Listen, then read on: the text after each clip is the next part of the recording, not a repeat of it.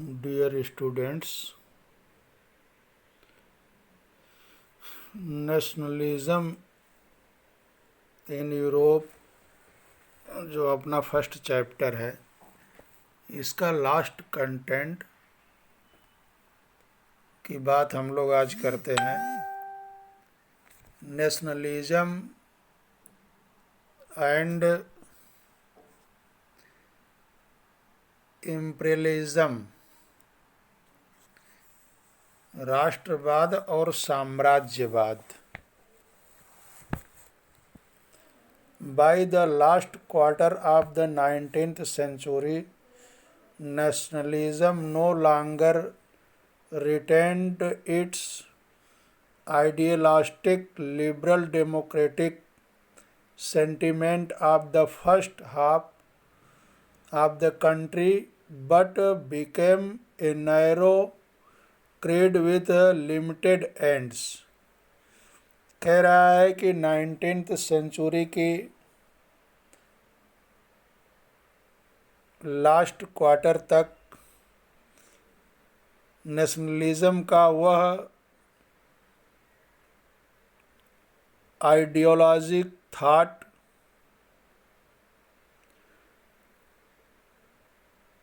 जो उदारवादी और जनतांत्रिक था, वह स्वभाव नहीं रहा जो सदी के प्रथम भाग में था।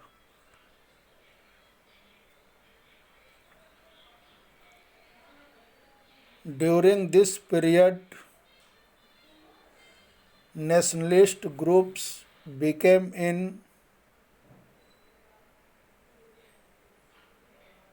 increasingly intolerant of each other and ever ready to go to war। अब राष्ट्रवाद जो है सीमित लक्ष्यों वाला संकीर्ण सिद्धांत बन गया। इस बीच के दौर में राष्ट्रवादी समूह एक दूसरे के प्रति अनुदार होते चले गए और लड़ने के लिए हमेशा तैयार रहते थे।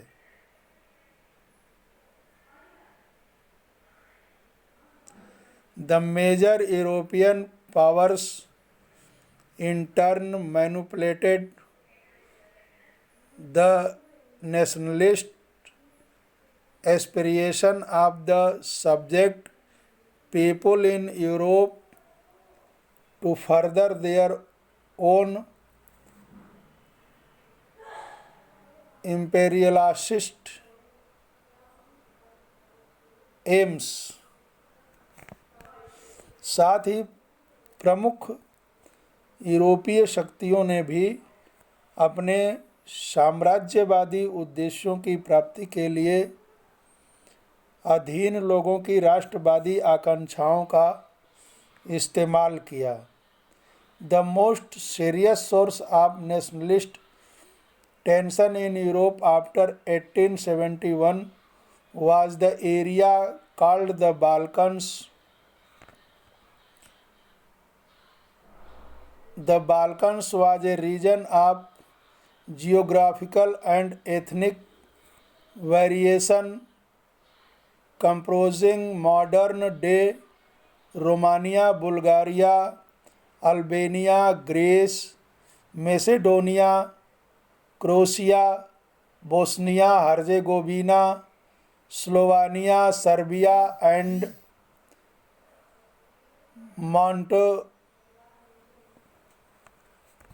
Montenegro, whose inhabitants were broadly known as the Slav। A large part of the Balkan was under the control of the Ottoman Empire।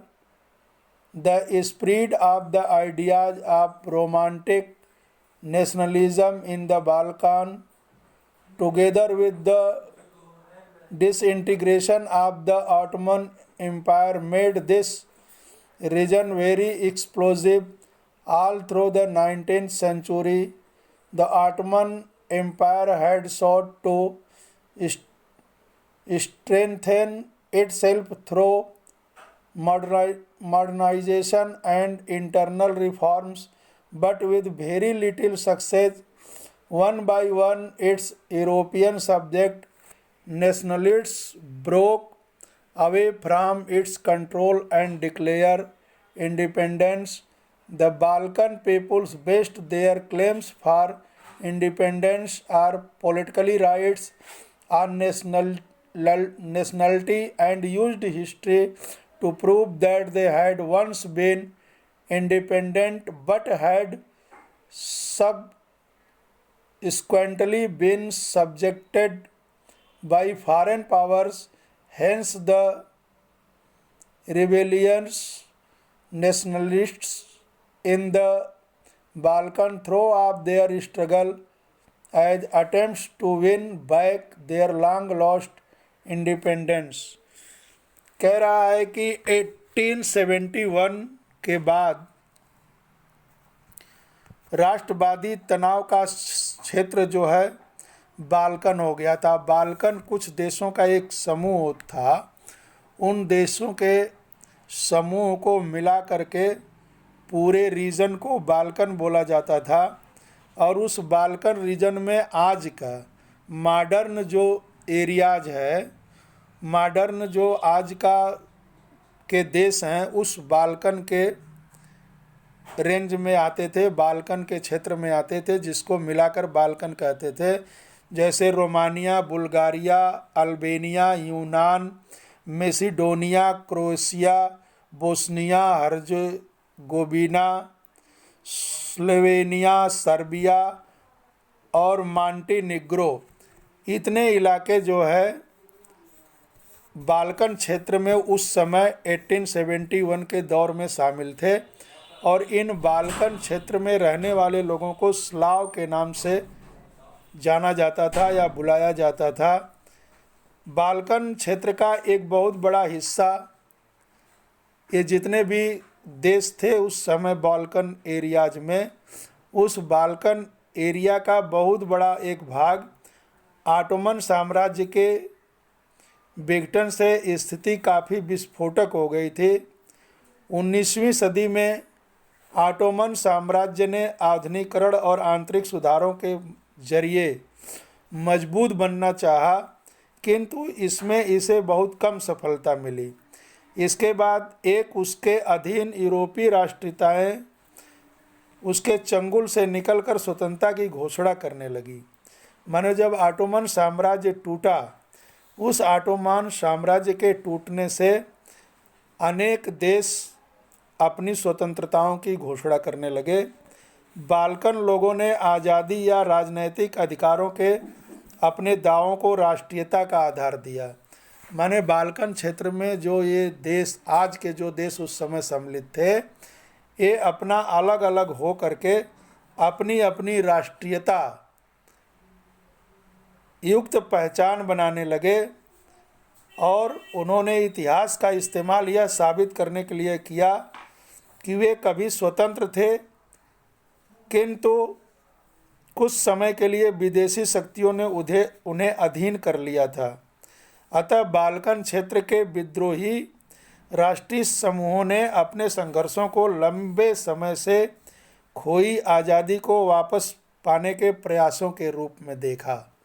माने जो आज़ाद हुए तो उनका ये मानना था कि हम लोगों ने एक लंबा स्ट्रगल किया इंडिपेंडेंस के लिए, तब जाकर हमको जो है एक नेशन के रूप में, और उस नेशनलिटी जो उनकी पहचान थी, उन्होंने अपनी पहचान बनाई और अपने को एक स्वतंत्र राष्ट्र के रूप में उन्होंने पूरे दुनिया के सामने अपने को ले आए। As the different Slavic nation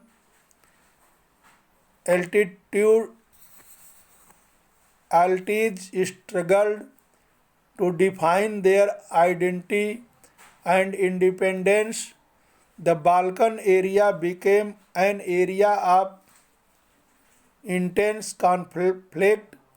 The Balkan states were fiercely jealous of each other and each hoped to gain more territory at the expense of the others. Matters were further complicated because the Balkans also became the scene of big power rivalry. During this period, there was intense rivalry among the European powers over trade and colonies, as well as naval and military might. These rivalries were very evident in the way the Balkan problem unfolded. Each power, Russia, Germany, England, Austro-Hungary, was keen on countering the hold of other powers over the Balkans and extending its own control over the area. This led to a series of wars in the region and finally the First World War. कह रहा है कि जैसे जैसे विभिन्न Slav राष्ट्रीय समूहों ने अपनी पहचान और स्वतंत्रता की परिभाषा तय करने की कोशिश की, बाल्कन क्षेत्र गहरे टकराव का क्षेत्र बन गया।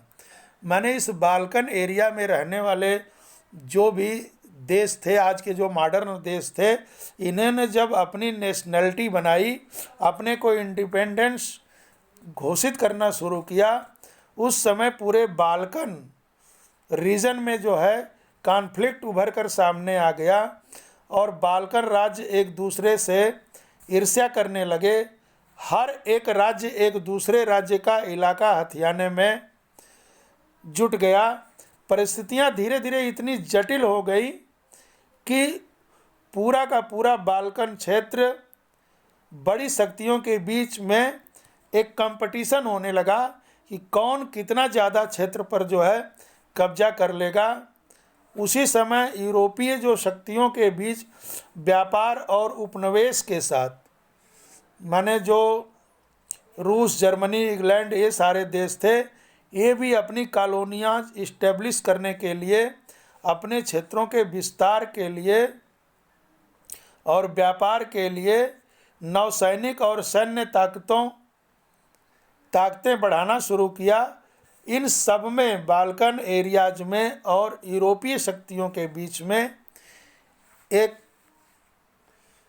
कंपटीशन प्रारंभ हुआ और यह कंपटीशन भी आगे चल कर के फर्स्ट वर्ल्ड वार के रूप में हम सब लोगों के सामने आता है।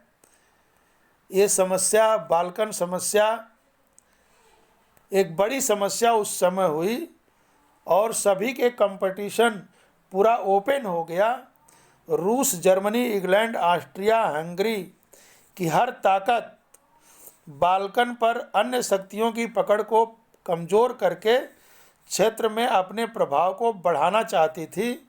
इससे इस इलाके में कई युद्ध हुए और अंततः जो है फर्स्ट वर्ल्ड वार भी में एक सबसे बड़ा रीज़न यह बाल्कन प्रॉब्लम भी रहा। Nationalism allied with imperialism led Europe to disaster in 1914, but meanwhile many countries in the world which had been colonized by the European powers in the 19th century began to oppose imperial domination. The anti-imperial movements that developed everywhere were nationalist in the sense that they all struggled to form independent nation states and were inspired by a sense of collective national unity, forged in confrontation with imperialism. European ideas of nationalism were replicated for people everywhere, developed their own specifies variety of nationalism, but the idea that so cities should be organized Indo-nation states came to be expected as natural and universal। कह रहा है कि साम्राज्यवाद से जुड़ कर राष्ट्रवाद 1941 में यूरोप को महाविपदा की ओर ले गया।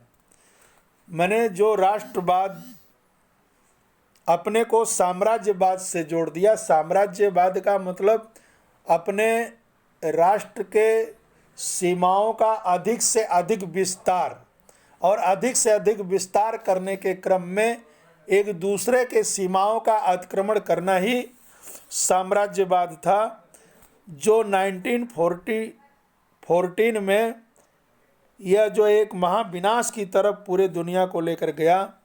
लेकिन इस बीच विश्व के अनेक देशों ने, जिनका 19वीं सदी में यूरोपीय शक्तियों ने औपनिवेशीकरण किया था, मैंने 19वीं सदी में ये यूरोपीय शक्तियाँ जिन देशों में अपना प्रभुत्व स्थापित किया था, औपनिवेश बनाया था, कॉलोनियल गवर्नमेंट रिफॉर्म किया था, वो साम्राज्यवादी प्रभुत्व का विरोध करने लगे।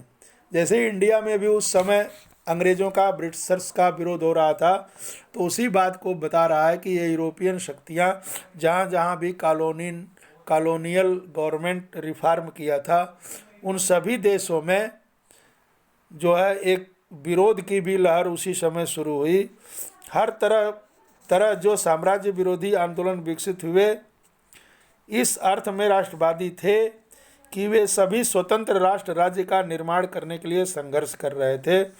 वे सभी एक सामूहिक राष्ट्रीय एकता की भावना से प्रेरित थे, जो साम्राज्यवाद विरोध की प्रक्रिया में उभरी।